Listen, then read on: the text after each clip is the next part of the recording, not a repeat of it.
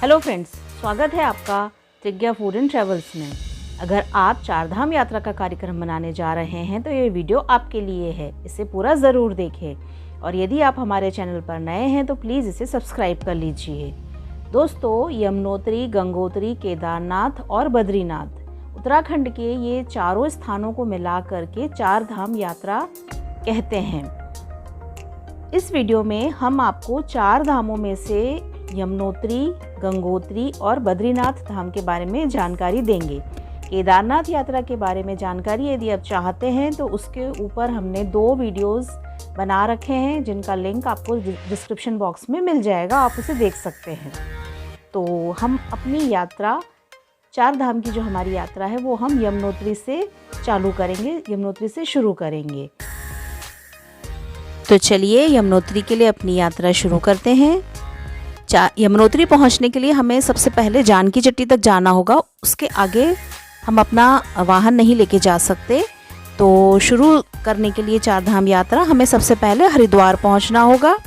आप हरिद्वार पहुंचने के लिए बस, ट्रेन या फिर अपने पर्सनल व्हीकल का यूज़ कर सकते हैं। यदि आप फ्लाइट से जाना चाहते हैं तो आपको दिल्ली तक फ़्लाइट मिलेगी। दिल्ली से हरिद्वार आप प्राइवेट टैक्सी या बस द्वारा पहुँच सकते हैं। हरिद्वार से जानकी चट्टी तक का रास्ता 211 किलोमीटर का है, जो आप बस, टैक्सी या फिर अपने वाहन से पूरा कर सकते हैं। जानकी चट्टी के आगे वाहन नहीं जा सकते। जानकी चट्टी से यमुनोत्री तक का रास्ता लगभग 5 किलोमीटर का है, जो कि पूरी चढ़ाई वाला है और इसे आप पैदल, घोड़े पर या फिर पालकी से कर सकते हैं। यमुनोत्री तक का पूरा रास्ता यमुना नदी के किनारे किनारे चलता है। रास्ते के नज़ारे बहुत ही मनमोहक होते हैं और साथ साथ ही खतरनाक भी। एक तरफ नदी की गहरी खाई है तो दूसरी तरफ ऊंचे ऊंचे पहाड़ हैं। गर्मियों में पूरी चारधाम यात्रा में आपको कई जगह जाम मिल सकता है, जो कि कई किलोमीटर लंबा हो सकता है, क्योंकि यहाँ रास्ते कई जगह बहुत सकरे हैं और यदि कोई बड़ा वाहन फंस जाता है तो फिर जाम खुलने में समय लगता है।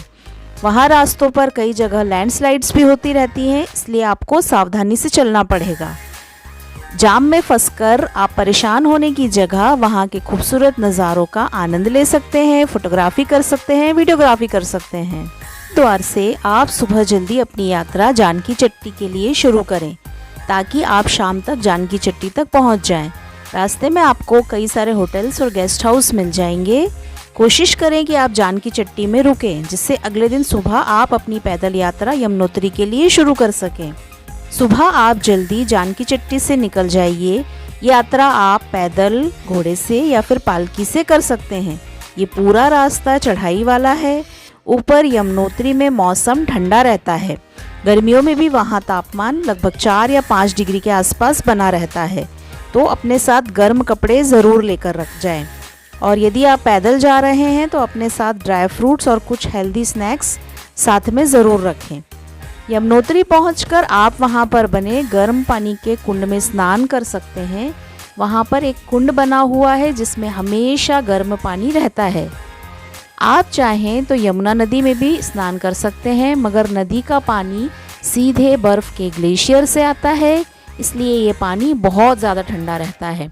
मगर आप चाहते हैं तो यमुना नदी में भी स्नान कर सकते हैं।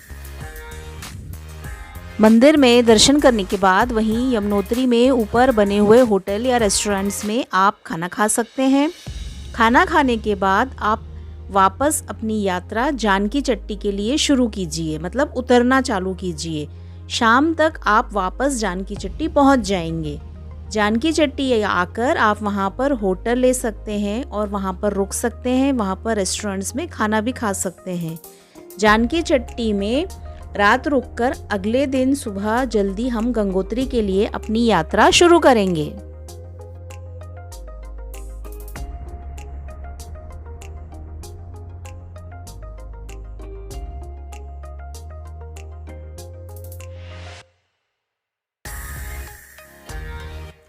सुबह जल्दी 4 बजे हमने अपनी यात्रा शुरू करी। यमुनोत्री से गंगोत्री तक का रास्ता भागीरथी नदी के किनारे किनारे चलता है।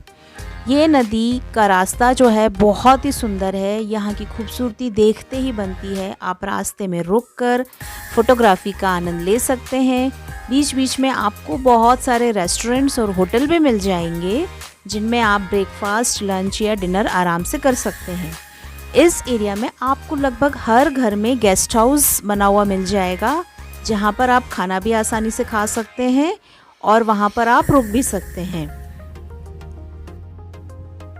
दोस्तों, चार धाम यात्रा के जो चारों मंदिर हैं वो साल में सिर्फ 6 महीने के लिए ही खुले रहते हैं। 6 महीने अधिक बर्फबारी के कारण ये जो मंदिरों के जो कपाट हैं वो बंद रहते हैं। तो इस साल मतलब 2022 में जो मंदिर के खुलने की तारीख है वो मैं आपको बता देती हूँ। यमुनोत्री धाम 3 मई 2022 को खुलेगा, गंगोत्री मंदिर 3 मई 2022, केदारनाथ मंदिर 7 मई 2022 सुबह 6:25 पर उसका कपाट खुलेंगे और बद्रीनाथ मंदिर के कपाट 8 मई सुबह 6:15 पर खुलेंगे। तो आप आपका कार्यक्रम इन तिथियों के हिसाब से तय कर लीजिए, आपको कब कहाँ पर कैसे जाना है, इस हिसाब से आप आपका पूरा प्लानिंग कर लीजिए। जब आपका कार्यक्रम तय हो जाए उसके बाद आप अपना ऑनलाइन रजिस्ट्रेशन करवा लीजिए, जिससे कि आपको वहाँ पर कोई परेशानियों का सामना ना करना पड़े। एक बात और कि चारों धामों में ही मौसम काफ़ी ठंडा रहता है, तो आप आपके साथ गर्म कपड़े ज़रूर रखें। इसके अलावा गर्मियों में आप यदि जाते हैं तो आपको थोड़ी सी भीड़ की समस्याएं हो सकती हैं। मंदिर के कपाट लगभग अक्टूबर महीने तक खुले रहते हैं, तो आप आपका कार्यक्रम उधर अक्टूबर में भी तय कर सकते हैं। बारिश के दिनों में वहाँ पर बहुत ज़्यादा बारिश होती है और मौसम ख़राब रहता है लगभग, इसलिए बारिश के दिनों में चार धाम यात्रा करना अवॉइड करें।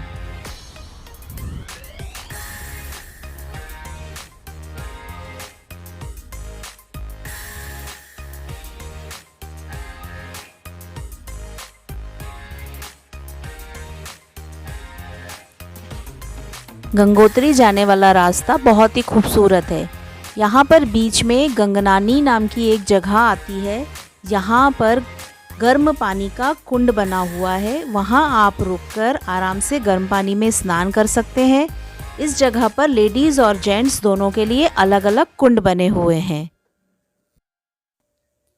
इस जगह कुंड बनने के साथ साथ आपको वहाँ पर शावर वगैरह भी मिल जाएगा, उसमें से भी गर्म पानी आता है जिसमें आप स्नान कर सकते हैं। लेडीज़ और जेंट्स के लिए अलग अलग व्यवस्था रहती है, तो कोई परेशानी नहीं होगी। गंगोत्री जाने वाला जो रास्ता है वो बहुत ही सुंदर है, इतना सुंदर रास्ता है कि आप वहाँ पर रुक कर फोटोग्राफी किए बिना आपका मन ही नहीं मानेगा। इतनी अच्छी अच्छी जगह है, भागीरथी नदी की आवाज़ आपको बहुत अच्छी लगेगी। आप वहाँ पर ऐसा मन करेगा कि आप यहीं रुक जाएं। इतना अच्छा रास्ता, इतने अच्छे इतने सुंदर नज़ारे आपको रास्ते में देखने को मिलेंगे। नदी की आवाज़, इतना साफ़ सुथरा पानी, साफ़ सुथरा वातावरण आपको बहुत अच्छा लगेगा, आपको मंत्रमुग्ध कर देगा।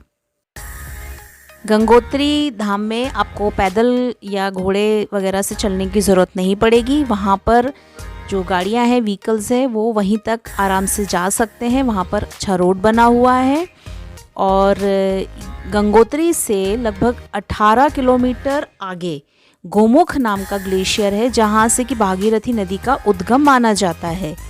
यही भागीरथी नदी आगे जाकर जो देवप्रयाग है वहाँ अलकनंदा नदी से मिलकर और फिर उसका नाम गंगा नदी पड़ता है।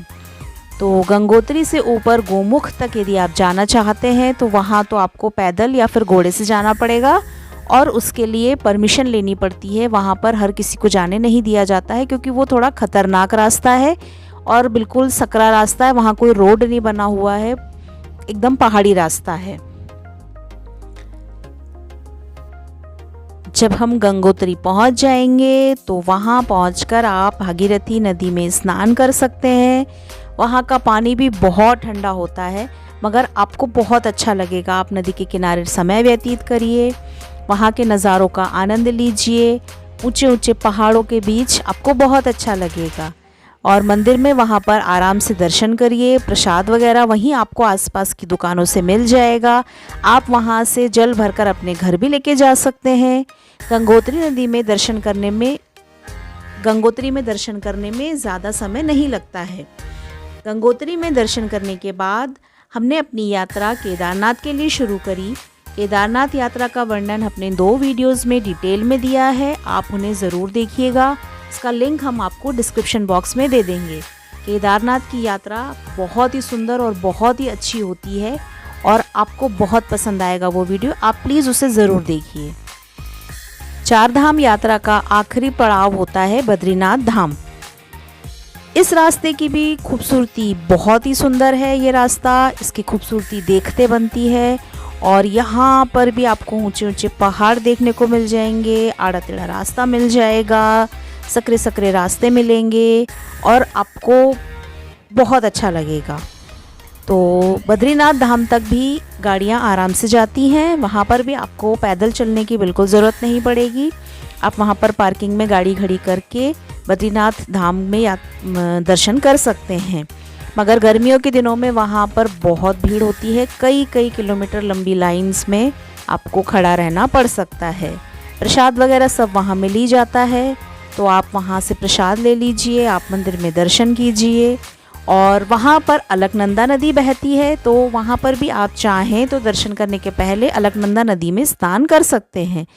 लेकिन ये सारी नदियों का पानी, क्योंकि ये सीधे ग्लेशियर से बहकर आता है, तो ये बहुत ठंडा रहता है, तो इस बात का बुज़ुर्ग ज़्यादा थोड़ा ध्यान रखें। इसके अलावा वहाँ पर बहुत मज़ा आता है, आप उसमें स्नान करिए, फिर आराम से दर्शन करिए। बद्रीनाथ धाम से ही थोड़ी सी दूरी पर इंडिया का आखिरी गांव माना गांव पड़ता है। ये इंडिया की लास्ट बॉर्डर मानी जाती है।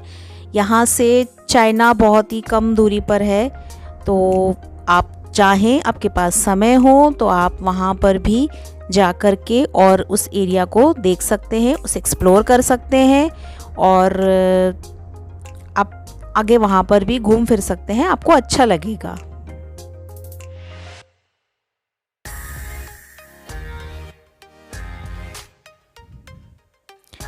पूरी यात्रा में 2 जगह ऐसी आती है, एक जगह इसको बोलते हैं रुद्रप्रयाग।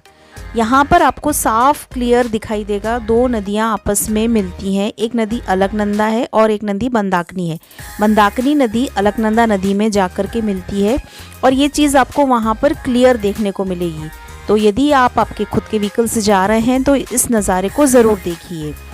इससे थोड़ी सी दूर जा कर के ही आपको एक और जगह मिलेगी, देवप्रयाग। उस जगह पर जो ये अलकनंदा नदी है, इस अलकनंदा नदी में भागीरथी नदी आकर मिलती है और वो आगे चलकर उसे गंगा नदी कहा जाता है। तो वहाँ पर भी आपको क्लियर देखने को मिलेगा, आप क्लियर देख सकते हैं कि 2 नदियों की धाराएं आपस में मिल रही हैं और एक नई नदी बन जाती है। तो ये नज़ारा बहुत ही सुंदर होता है, आप वहाँ पर रुक करके ज़रूर देखिएगा, वहाँ वीडियोग्राफी कीजिए, फ़ोटोग्राफी कीजिए, आपको बहुत अच्छा लगेगा।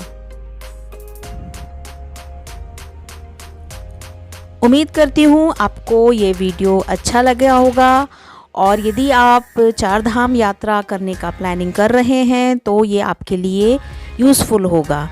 ये वीडियो आपको कैसा लगा बताइएगा। यदि आप अभी तक चैनल पर नए हैं, आपने चैनल को सब्सक्राइब नहीं किया है तो प्लीज़ कर लीजिए। वीडियो पसंद आए तो लाइक कीजिए, फ्रेंड्स एंड फैमिली में शेयर कीजिए और इसी तरह के नए नए वीडियोस को देखने के लिए हमारे साथ बने रहिए।